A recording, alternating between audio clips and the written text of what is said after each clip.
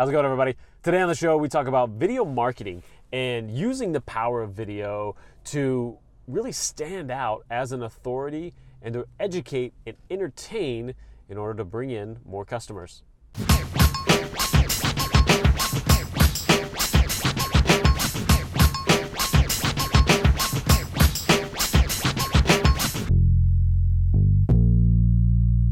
We've got Joshua Wethington on the show today. He's got his own video marketing agency where he helps brands both craft the video, the content that's going to get put out there, as well as putting it out there, from ad spend to optimization, all those things. And he shares a lot of insights with us on how to approach that, how to both help them sit and plan that content before anything's ever shot, all the way to optimizing that depending on their end goal. This is a great interview. We had a blast nerding out a little bit on video and driving around Dallas here. So this is Joshua Wethington. Enjoy the episode. Joshua Wethington, welcome to the show, man. Thanks, man. Let's drive.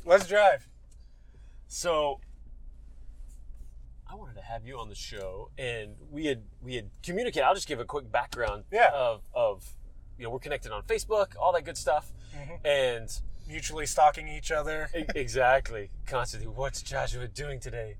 And so this interview was prompted by I started this series, kind of my own 50-day challenge to kind of just produce daily content, and I have several of my own reasons for that.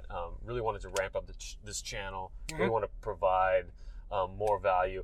But then there was an algorithmic reason, that aspect of it, for me, something that I'd heard too, is how important. Oh, don't go, dude. Yep, don't go. We almost witnessed a wreck with video footage. This is why we need to do this with 360 video, so somebody can choose. I do work for one of the leading 360 video companies now, so if you want like a little mini GoPro rig and experiment, I mean, I see an upcoming episode in my future, and so just the value of that daily content, and in a row. And you were asking about that, like, well, where did you get your ridiculous information on there? I'm always curious as where the source is, and I mean, you're doing something that we've all heard, we've all experimented with. Well, I personally haven't. My content calendar's written down, but I've yet to start. I'm still in experimenting phase. But you had a very specific number of 50 days. Yeah. I didn't know if you just had to push yourself past the 30-day challenge like most people are doing. Right. But you said, no, there's something that happens at 50 days. I was like, okay, I've never heard this. I want to go for a ride and talk about this. Well, yeah, so for me, and I'll give the whole background real quick too for that. For me, Alex Becker, he's actually here in Dallas too. Okay. He's got software companies, just killing it, and he's got his YouTube channel, which is a blast and very valuable. And he's been putting a lot of effort and concentrated effort into ramping up that channel in and of itself. Okay. And through his mentors and learning, and that's something that he taught in this recent series. And so for me, it wasn't. For me, number one, like, oh, well, he sees some value that he's heard this, great. Yeah. And it wasn't like, oh, this is gospel, but it was also something like, awesome, that's challenging. I know there will be value at the end of that. Let's do it. Gotcha. So it was all of that wrapped up into that decision. And, I was just talking to a buddy of mine, Raj Daniels, from episode 1 of this too, but click the card here to view it now. And watch time's important. Bing. Show me the watch time. That's right. But he talks about that a lot, which is the muscle that develops, whether it's writing daily content, whatever you're going to do. Gotcha. And so I knew there would be value, and there has been already, been value in doing that. So that was part of that. And so that exchange sort of prompted this interview. Okay. Long backstory, long intro to this episode. You got to give context. That's true. So in that vein, give us some context. Who the heck are you? What's your background? What are you doing these days? Yeah, so I own a digital media company called Broken Peanut Media. which has been around since about 2009. I started just like you as kind of a video production company, just doing online content. Noticed some clients were starting to play around on YouTube a little bit more. So that triggered my interest in that probably around like 2012 or so. Okay. And even when I was back in film school, I knew that video was going online, you know, and I was even in a degree program that was kind of supposed to be that those first, you know, people going out and creating digital video content for the web. The only problem is that program was created before the whole .com bubble burst. And then by the time we were all graduating, none of those companies had any money. So we all basically went back to traditional media and dabbled around in it. Right. So, but did that for a number of years, 8 years now. But the last 3-4 years, I've been focusing more on YouTube content and optimizing for YouTube and doing channel management for a variety of clients. And then now I'm spending a lot of my time and energy on Facebook. Okay. Because smaller and medium-sized businesses, you know, they need like instant ROI. They want to see bang for their buck, sure, you know, in 3-6 months. And while YouTube can do that in certain ways, there's just so much more tools right now at our disposal on Facebook to where you can prove ROI a whole lot quicker than you can on YouTube. So, like what, just with the targeting that you can do? Yeah, I mean, obviously a lot of video companies are wanting to grow their audience fast and see that, and you know, we're all fighting with that whole, you know, very, very slow subscriber curve on YouTube. You know, you can get a whole lot more Facebook page likes or followers to a public figure page exponentially faster than you can a YouTube channel. Sure. So there's that. So is that, and then I guess there's the question of that though, then is the value of each one. Yeah, exactly. There's value on both. It all goes back to what is the client's strategy and what is their goals. Mm-hmm. And then we basically develop strategy around different platforms depending on whatever. But that's what I was going to ask too. How much are you involved in sort of helping them with that strategy and which path they should go? I guess client.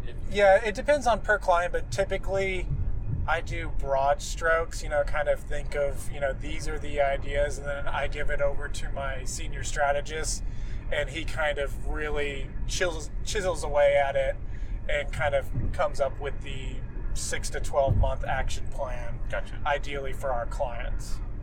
Gotcha. So I'm much more in a thought leadership, account executive, kind of senior strategist role at our company at this point. And are you producing content for these folks as well as optimizing? Yeah, so basically the core of our service is producing a regular cadence of content. And when we do photography, we can do ebooks and stuff like that.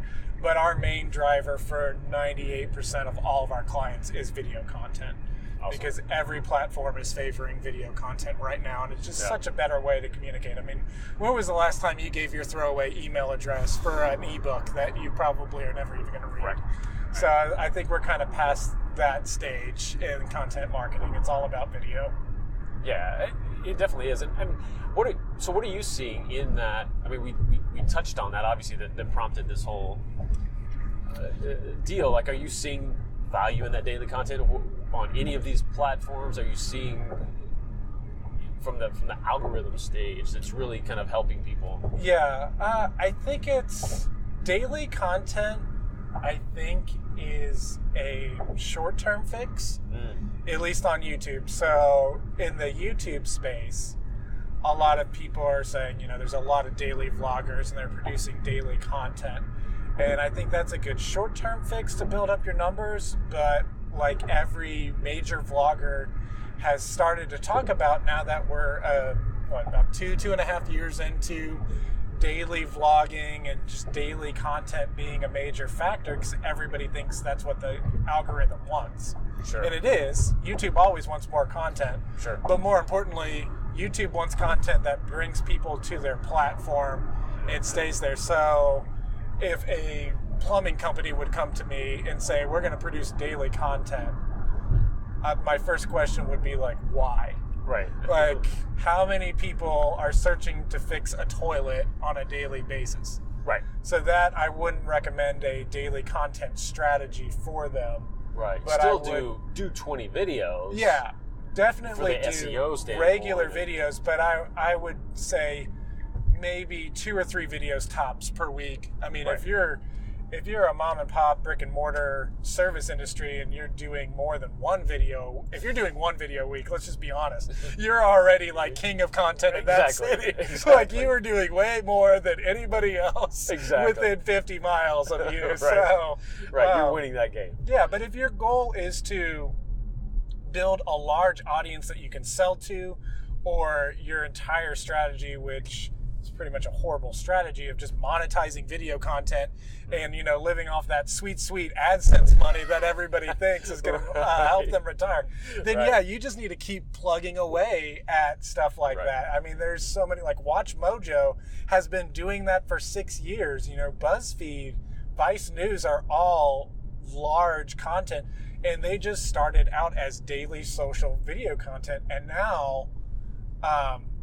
it's interesting because if you really watch BuzzFeed in particular, they're diversifying their model a whole lot. So because they've hit that plateau. They've hit that plateau, and I think they've produced so much content. Like BuzzFeed will actually do sponsor commercials for large brands. Oh wow! Now, and you'll see them as pre-roll ads because the CEO or the CMO of BuzzFeed, I forget who, was quoted in a keynote saying BuzzFeed would never run ads on YouTube. They don't need to, and that's true. But when they're working with Tide or Dove, which they've worked with both of those brands, I believe, they'll do it's a BuzzFeed video presented by corporate sponsor, and I see those as 30-second pre-roll ads on YouTube sometimes. So yeah, that's interesting. Yeah, I mean it's definitely only it's a tiny piece of the puzzle. It's interesting. I was thinking about it the other day when it comes to vloggers and everything. Is it is it a chicken and the egg thing? Is it, or I guess better said, is it a symptom or the actual thing? Which is you look at the most successful vloggers out there, and either now or at some point they did this daily vlogging aspect. Is that what made them successful, or is it more that they're the kind of person who's going to stick with something long term and do better content and put that, and did the act of doing the vlogging make them better and increase that? Is like, which one? I think is that, to quote Gary Vee, ideas are shit and execution is everything. Right. So the vloggers that are really doing it are the people that are staying there to it, but they're not successful just for the mere fact that they're putting something out every 18 to 36 hours. Right. It's the fact that people are watching them. Yeah. Who are the daily vloggers that you watch? Right. Casey Neistat. Yeah. Folks like that. Yeah. So what makes Casey so interesting to you? I mean, he makes a movie of his life every day. I mean, the amazing production value. I watch that instead of flipping on the TV. I mean, that's the first thing I go to. Yeah, exactly. As a filmmaker, like Casey, when he started out, and I'm like a huge Casey Neistat fanboy, I was in New York recently, and I thought about camping outside of Beam, just trying to get a selfie, but unfortunately I had to fly out the same day. But he started out with a pretty healthy base. He had 500,000 subscribers when he started daily vlogging, and they weren't that active because he wasn't that active on the platform. But why I watch Casey Neistat is because I'm a filmmaker too, and I was more interested in watching him build like a little cable snake for his light, because in his vlog he's just like, I have this light and I move it around all the time and I always unplug it, so I'm gonna fix it now. And he did basically a documentary style montage of him cutting this, scrap wood bolting a little loop on it and then tying a knot and installing it. And that's when I knew, I was like, man, that's why I watch his vlog. Yeah. I enjoy, just from a filmmaking standpoint, how he can take something as dumb as that right. and break it down into storytelling with interesting shots and angles. Oh, yeah. And that's why I couldn't give a crap about Beam. I don't care that CNN bought him for $1 billion or whatever. I mean, I would buy a boosted board if I had $1,500 laying around, but I don't even skate. Like, I don't care about that. And it's like, I don't even care what gear he uses. I mean, I think some of his best stuff is shot on a smartphone sometimes. And it's not really what drone or what camera or lens, even though a lot of people get caught up in the gear. I mean, like, you're shooting on like a $300 point and shoot. Yeah, absolutely. And, I mean, I shoot on my iPhone with a $60 Rode mic attached to it. Yeah. I mean, the gear is not the point. It's, are you telling an interesting story, and do you have the personality to drive building an audience? And I think that's where a lot of people struggle. It's one, execution, and two, are they just interesting? And not everybody's interesting, and that's all right. Yeah, and it's so funny because I know we kind of flop between two different conversations here. There's you know, the animal that is YouTube and growing a channel there, and then there's, you know, videos for brands. But in both cases, I think it would surprise a lot of people, the people and the brands that are successful who wouldn't get a TV contract. You know what I mean? Yeah. Not just from looks, not just from this and that, but just not your traditional, even what they talk about isn't traditional, but because the platform is there and because they care enough about it, you watch them and you listen to them because it's entertaining, because they are that entertaining just from the passion that they speak about or what you learn from them.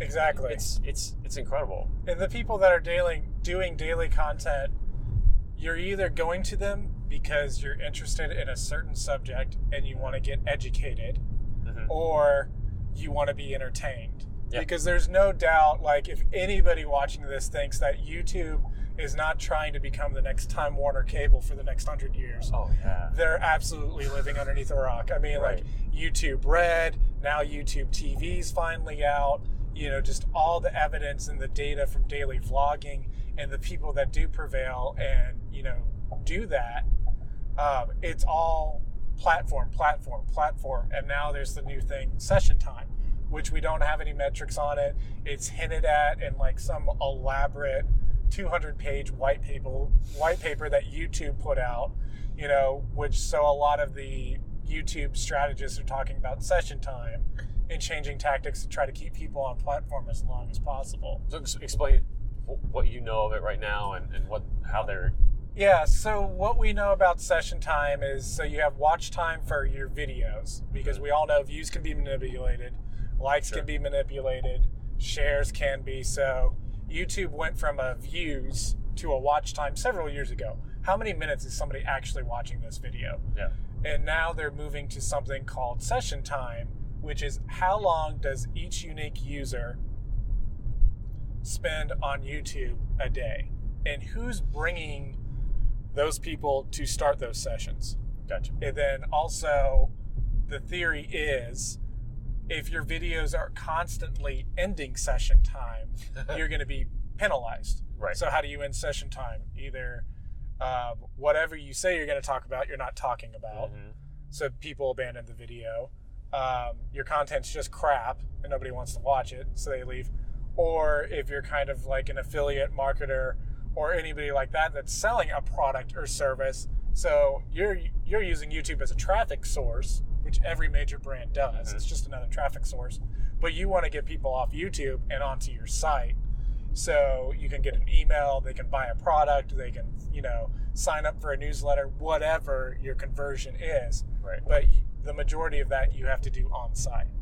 So that can hurt people. And you know, when everything's a link out and everything's a call to action out of YouTube, obviously you're going to get dinged, which every platform's doing that. I mean, Facebook doesn't want links to other things, and it's every platform's optimizing for that. Everybody wants you on their spot so they can generate more ads and more session time from an SEO standpoint. And if I'm spending 20 minutes on YouTube every day, I'm a lot more valuable to YouTube than somebody that's just coming and watching like a minute-long video then leaving. Right. Because that's then 20, in theory, 10 to 15, 20, maybe even 30 ads they can serve to me. Right. Which I'll only interact with the ones that I have to skip, but... Right. But there's still enough value. People are seeing enough, especially because you talk about the targeting on Facebook. I mean, the targeting on YouTube ads is phenomenal as well, when you can go in there, build an audience on YouTube, and then retarget to that audience or lookalike audiences. Yeah. That can get really powerful. Yeah, and YouTube, I think YouTube really has to pick up its game, or AdWords. Google, YouTube, AdWords, all the same. But they really need to pick up their game because, and it's been probably about 6 months since I've honestly looked at the AdWords interface in depth. But, I mean, Facebook, I have a client right now that is selling loans to small business owners. And it's a larger company. You buy in, just like a McDonald's, you buy a franchise in an area. So we're doing geo-targeting, but then I'm just targeting people that are listed as small business owners or self-employed, or I work at a business with fewer than 10 employees and less than 3 lines of open credit. I know how many lines of credit they have. Because in theory, if you have 6 credit cards, you don't need my $10,000 loan at like whatever interest rate it is. But if you only have 1 credit card that's regularly maxed out, you need some floating capital. Yeah. So you're more likely to click. Like, that's all just incredible, basic stuff, not using any third-party tools, APIs. That's just what Facebook's giving me. Right. And that is crazy. Like, when I talk to small businesses and tell them, like, that's how I get new business, is I'm marketing to potential customers that I think are an ideal fit for a solution that I'm providing. So I'm, instead of just putting something out there or doing pay-per-click, I'm creating video content that you would never see. Because, you're essentially a competitor, but it's like, I don't want to talk to you. You know how to create content. I want to talk to that small business that, has over $2 million in revenue, but less than 50 employees, and they still like sub their marketing out to a smaller agency. Yeah. That's who I want to talk to, because that's a qualified lead. Oh, yeah. And I'm doing all of that just through Facebook targeting. That's beautiful. And paying, a few dollars a day, just always on. Right. Right. It's an incredible platform. Yeah. I think the targeting is getting there on YouTube, as well. But yeah, to get down to those little nuggets. Yeah, it's ridiculous, and it's actually kind of creepy. Well, and I was just about to get to the fact that, like, it's funny because it's just, I'm sure it's the marketer in me, but I just love all that, and like, I don't care. Like, all the information's out there anyway. Now, my wife on the other end, she's just like, oh, hell no. Like, I don't like any of it. I don't, for me, everyone's always listening. I got it. I love you, Google. You're always listening. Yeah, from a video and a tech standpoint, like, I love this device. And this is like the key to how I make all my money.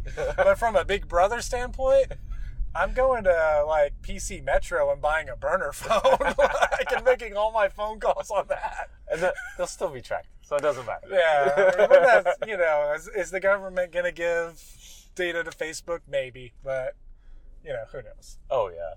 We digress to conspiracy theories, so let's turn back. That's all right. We can do whatever we want. So what's sort of next on your horizon for? I mean, are you kind of ramping up in that world? Are there new areas that you're wanting to jump into? I definitely have solid roots in YouTube, and there's always going to be larger companies that are like, like large companies are just so slow. Like, sure. Honestly, like I was working for a major electronics company, and last year they told me we rallied all the executives and like, this is gonna be the year of YouTube, and everybody was like cheering and the crowd's roaring, and I told my contact, I was like, that's amazing, it's only 12 years old. Like, that's awesome. YouTube just celebrated its 12th birthday. I'm glad you guys are jumping on the bandwagon. Right. So channel management is always fun. It's easy to do when you understand YouTube from a very nerdy data way, and you realize when you partner with companies where the expectations are set. Mm-hmm. For me, what interests me a lot more is going back to my video production roots and getting more into the content creation and basically using video to help businesses. Gotcha. Using social media. So, well, and that's what I want to kind of wrap up with. So, the folks that are out there that maybe it's a startup, maybe it's a small business, mm-hmm. they get it. They know that video is important and they should be doing it. But the two big questions are, how in the world do I either find the time for it, but even what should I be producing out there? So what do you kind of tell those folks? And I know that's, what kind of car should I buy? Right? Well, for starters, you need a red Epic camera. And if you don't have red, you're just not going to win. No. Exactly. I think people get so wrapped up on the planning and the logistics and all, how am I going to do that? Just start shooting content. I have $10,000 worth of production gear sitting in my office. But when I start my Facebook content, I am literally using my 6S, an Olo clip, and a Rode mic on a $9 selfie stick. Yeah. Because I want to, in my own mind, I know it, but I want to be able to go out and prove to people the production equipment and the gear doesn't matter. Right. It's all about, the content. Yeah, and I think, but then dive into that. What should that content be? So I would say it depends. If you're a small company in a niche vertical. Yeah, let's take 2 examples, right? Something like a plumbing company. Mm-hmm. Or you're like the everyday handyman, you should go out and explain how to do jobs that really aren't going to make you any money anyways. So do I really want to drive across the Metroplex and install a $30 lock that I'm going to upcharge to $40 that's going to take me about 15 minutes to do? Right. No, I'm spending, my time's worth more than that. So just create how-to content of things that you do, but are highly searched. And basically the easiest way to do that is go into YouTube and whatever you do. How do you change locks? How to change toilet flusher? How to fix light switch? Stupid how-to stuff like that. And just create video content around that on a YouTube page. And just the title of your video should literally just be how to blank, and then put that same stuff in the text. How to fix a light switch, light switch repair. It's just simple stuff like that. And if you just do that, you're already 70% there more than anybody else. Sure, within the other handyman contractor stuff, and then you need to start optimizing. So there's again, it's a couple of categories, but you can create for both. There's you want to get found because YouTube is such a how-to searched kind of thing, but you want to get found by the people in your city right around you. Through search. Right. Look at that. So what's that next step for then taking that content or creating new content? Yeah. The next step is in the how-to block is to start introducing advertising, but very targeted advertising. Only be talking to the people within 20 miles of your zip code or your service area and target them with search ads. The other thing is, if you're not in a vertical or you don't want to explain something, so something like a service industry, what we're both in, we're both digital agencies. We're not going to explain how to film yourself on camera. We could, but there's already tons of people that. The other thing you can do for content is basically creating authority around yourself. Right. And this is Gary Vee's whole theory is he was creating daily content for 3 years because he had a theory that if he was doing that, he would become an authority on the space and, be a keynote speaker everywhere and get book deals and grow his social media just by creating content around basically, and his whole content strategy is get out there and create daily content. Yeah. His call to action is stop listening to me and just go do it. Right. Absolutely. And it's great. It's great advice too, because now, and again, you want to take those for the folks out there who agree and don't argue at all, but then say, okay, but what is that? What is that daily content? What should I be doing? Yeah. What are some of those outlines for folks in that service space, as an authority to build that authority? Well, if you're a business, I would say you just need to talk about whatever your expertise is, but you need to go into it with the expectation that not everybody cares about cybersecurity or organic growing of vegetables. Sure. So the more you need to demonstrate expertise in your niche area. So when 1,000 views a minute don't come in, don't be discouraged. Right, because that's not the point of that. Yeah, right. You just want to talk to people and demonstrate authority to the people that are potentially going to be your customers. And then how do you get, because that is a different animal, and you're not looking, especially when you're niche down, you're not looking at, a 1 million subscriber YouTube channel as your goal, but you want to reach that community who's going to bring you in to speak or consult or do whatever. And any small or medium-sized business owner, for the most part, they're like, I don't care about subscribers or likes. I want to know if I pay you $60,000 over the course of 6 months, how much business is that going to do for me? Right. It's simple numbers. And you kind of need to think about that. It's still, how many butts can I get in the seat? How many phone calls can I get? How many responses on my contact forms? We're just using video as the new medium, and social media is just the highway that we're using to deliver it now. Sure. That's the only thing that's changed. It's the exact same, brick and mortar SEO in the phone book days. Right. When everybody looked in the yellow pages, your company started with an A, exactly. or three A of them. number 1, or 1, 2, 3, or ABC, whatever. Right. Exactly. And now, but it is it's that same mentality,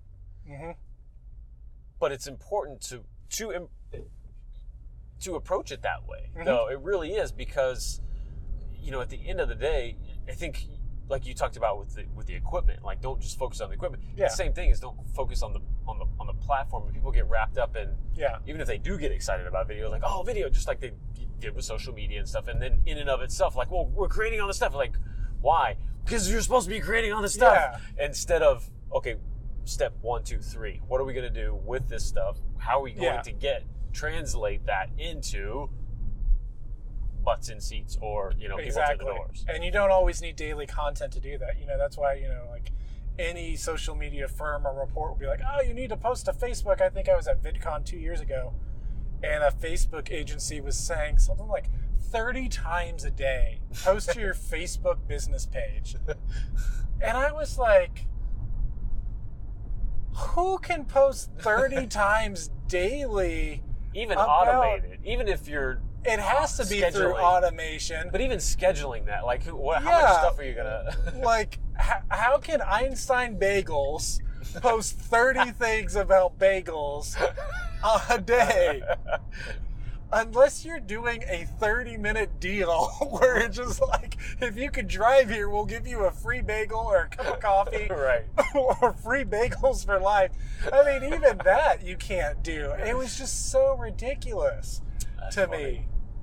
So a lot of our clients, if they want to do daily content, and we find through data and strategy there is a case for daily content, we'll do that on platforms. The majority of our clients, we found the sweet spot is 1 to 3 times daily. Now, social media stuff. For social media, specifically like Facebook and YouTube. If you're posting 3 videos a week to your Facebook and YouTube platforms, that's a lot of content for most businesses. And then they'll supplement that with like, hoorah, we're so great posts that they do themselves. And some other social media agency will do like regularly scheduled, like happy bratwurst day from like, just the shoe store. Filler content. Yeah, filler content. That's somebody else's business, and they can do all that stuff. But we do strategic content with one certain goal in mind. And, we found that if we can do essentially 24 videos a month, we're moving that needle a lot. And we're also at a price point where we're affordable for our target client. Gotcha. So yeah. And so, and what is your typical sort of call to action with this stuff? Is it direct sell? Is it to build an audience, or is it, it's going to get them in the funnel, or? Yeah. So one customer we're working with, we're just trying to build their audience. So the end goal is they want to use social media as a driver for new business. Okay. And they work in an extremely niche vertical, and pretty much only a company with 5,000 plus employees would ever have a need for their service. Gotcha. So what we're basically doing now is just kind of putting out video content where we're demonstrating authority in their verticals. Okay. And we're just targeting people that have the same interests as what they do. Very broad targeting. We're averaging on Facebook 3 cents per view, and we're doing about, surprisingly, we've only been running stuff for about a month, but 30-second clips are getting around 70% view through rate. Wow. Which the average view rate on Facebook right now, I think, is like 6 or 9 seconds, depending on who you're talking to. Yeah. So we're doing good. But by design, we're doing very short, kind of funny, meme-like video clips that are 10 to 20 seconds. Perfect. That's a perfect example of knowing your platform, knowing your audience. And then we're just we're not pointing them to the website, we're not pointing them to the Facebook page to like it, we're pointing them to the whole episode that are averaging about 5 to 6 minutes if they want. Okay. We are running tests on the full-length episodes, but we're seeing those clicks are about 9 cents, a click. And because fewer people are clicking through. Fewer people are just engaging with them, and then the view through rate drops way down to like around 10%. Are you hosting those full episodes still within Facebook? Yes. Perfect. Yeah, so we're uploading natively to both Facebook and YouTube. Right. For them, YouTube is more of a long-term search game. They're creating blogs and writing articles that they're getting distributed through a social media team. So we're uploading and optimizing them on YouTube for search. And then YouTube offers a really easy, convenient way to embed videos into articles, which is helping from that end. But my company's primary focus is to guide video strategy and use Facebook to get in front of potential clients. So we're uploading natively to Facebook and then targeting using Facebook targeting. Oh, that's perfect. And right now we're just kind of in the who is our target audience, because they started with basically like every business. Friends, family, and ex-employees like our Facebook page, so there is no audience. So we're doing 3 months of just building the audience. We know who we want to talk to, so we're just putting content out there, and we're basically rebuilding the remarketing list right now. Gotcha. Okay. And then we're starting to do more original how-to content where we're demonstrating authority, and we'll start pushing that to people that have engaged. Oh, it's super smart. Yeah. That's awesome. Well, this has been great. So I think this is so helpful. How can people get in touch with you, track you, stalk you? They can find me pretty much everywhere at Broken Peanut Media or Broken Peanut, depending on the platform, because there's a character limit. Yes. Or they can email me at joshua@brokenpeanut.com, or find me on Facebook. I do have a personal page, and then I should have a public speaker page, which I'm going to be putting up daily Facebook video content up starting next month. Accountability. You heard Accountability, it here. Yes. So, and if you want to kind of learn more about video production and creating content for Facebook and YouTube from a video nerdy standpoint, come follow me there. And don't we all? Oh, this guy does. Awesome. Thanks so much for being on. No problem.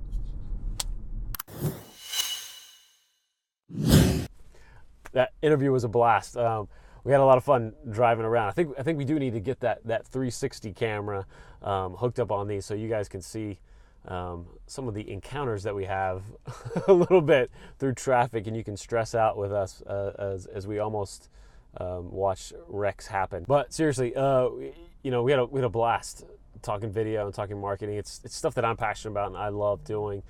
Make sure you reach out to Joshua, and have a conversation with him. If you're looking to explore video with your brand and even more, in a broader social media sense in a whole campaign, make sure you reach out to him, see what he's got going on, hold him accountable to that Facebook channel, and look forward to seeing you on the next one. Make sure you subscribe here and get more interviews just like this. See you next time. It's Saturday night.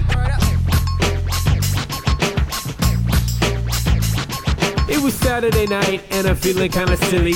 Winter coat on cause the air was chilly, but I'ma make my way out to the record spot. Gotta find some new breaks for the beats to rock. I gotta come with the flavor like some lifesavers. On now and late is Dr. Beatmaker. If I'm a player, it's like your tape deck. And if you miss the gig, then take a rain check. Stacks of wax piled high to the ceiling. Need a U-Haul truck if I would think about stealing, but it's not my steed, so I commence with the digging, no kidding. Something that'll keep the beats hitting what I'm getting. So much to choose from, bro.